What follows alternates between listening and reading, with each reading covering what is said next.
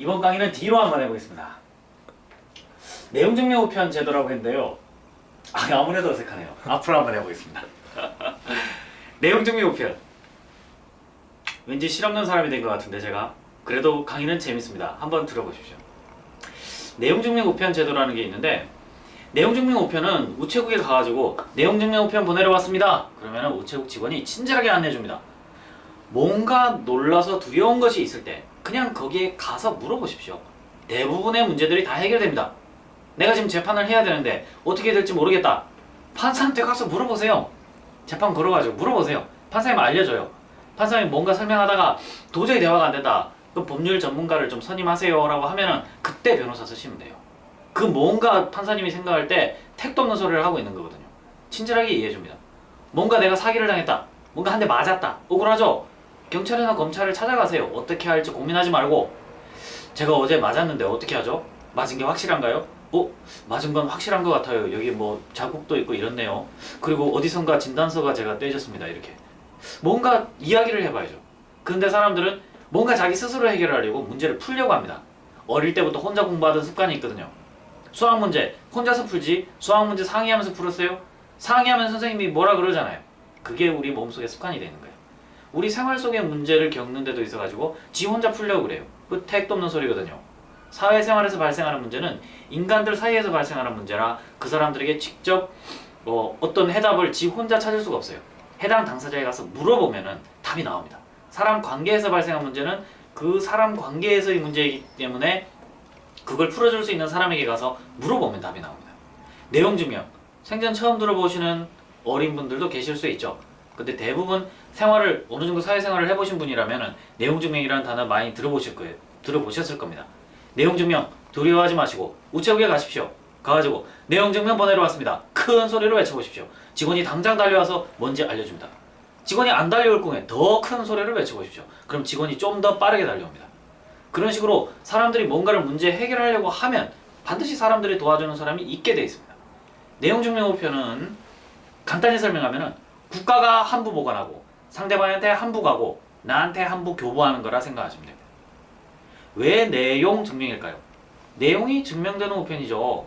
내용이 증명되는 우편이니까 내용 증명 우편입니다. 그래서 그거는 국가가 한부 보관하기 때문에 똑같은 서류를 보관하거든요. 내가 그 서류를 저 사람에게 보냈다라는 것이 국가기관에 의해서 증명이 되는 겁니다. 내가 내용 증명을 보낸 것이 무슨 내용인지 궁금하다. 그때 내용 증명 보냈었는데 나는 이사 가느라 이걸 잃어버렸네? 어떡하죠? 당황하지 말고 그 우체국에 찾아가세요. 우체국에 보관 중이라니까요. 진짜라니까요. 그거 안 믿으시는 분도 계신데 진짜 보관하고 있습니다. 그게 가가지고 내가 몇 월 며칠 날 내용증명 우편을 보냈는데 내가 무슨 내용으로 보낸지 모르겠어. 찾아주시오라고 하면 우체국 직원이 정확하게 찾아서 딱 줍니다. 내가 그때 내용증명 보낸 게 정확히 나옵니다.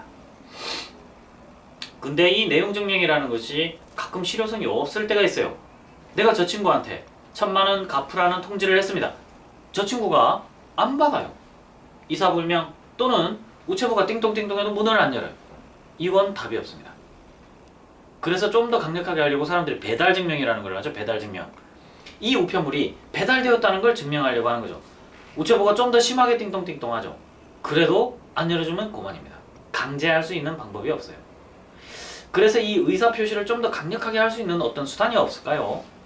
외국어의 경우에는 송달의 책임을 당사자 본인에게 지웁니다. 내가 소송하고 싶죠?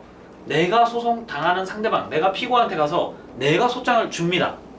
그리고 당신한테 송달되었다는 걸 증명하는 거예요. 우리나라는 당사자가 갖다 주면 이건 안 준 거하고 같아요. 효과가 없습니다. 택도 없습니다. 반드시 우체부에 의해서 가야 돼요. 그 우체부는 상대방 얼굴 알아요? 몰라요? 모릅니다. 모르니까 상대방 맞아요. 진짜 김갑동이 맞다니까요. 김갑동이 맞는데 저기 김갑동 씨 계십니까? 여기 법원에서 소장이 왔는데요. 김갑동 씨. 그러면 저 김갑동 아닌데요? 지가 김갑동인데 저 아닌데요? 하고 하면은 우체부는 속절없이 돌아와야 돼요. 김갑동을 멀뚱멀뚱 보고 김갑동이 아니라고 하니까 그냥 돌아올 수밖에 없어요. 우체부가 야 신분증 내놔봐, 야 민증 까봐, 이거 택도 없습니다. 이런 거 인정되지 않습니다. 우리나라 송달 제도는 뭔가 문제가 있는 거예요. 소송하고 싶은 사람이 자기가 그 사람한테 송달하면 그 송달이 효력이 인정이 돼야죠. 그리고 송달이 되었음을 인증샷 탁 셀카 탁 찍어가지고 송달됐지? 하 이렇게 와 미소 이렇게 해가지고 탁 찍어서 송달됐다는 걸 입증하면 그걸로 효력이 있어야 되는 게 맞죠. 우리나라 송달 제도는 하여튼 조금은 문제가 있습니다. 아무튼 내용증명 우편 제도는 국가가 한부 보관하고 내가 보관하고 상대방한테 한부 가고 이렇게 해서 공적으로 내가 그 서류를 보냈다는 것이 입증이 되는 겁니다. 이 내용 증명을 보내는 것은 소멸시효 중단 사유 중 청구에 해당하는 것을 입증하는 자료로 쓰입니다.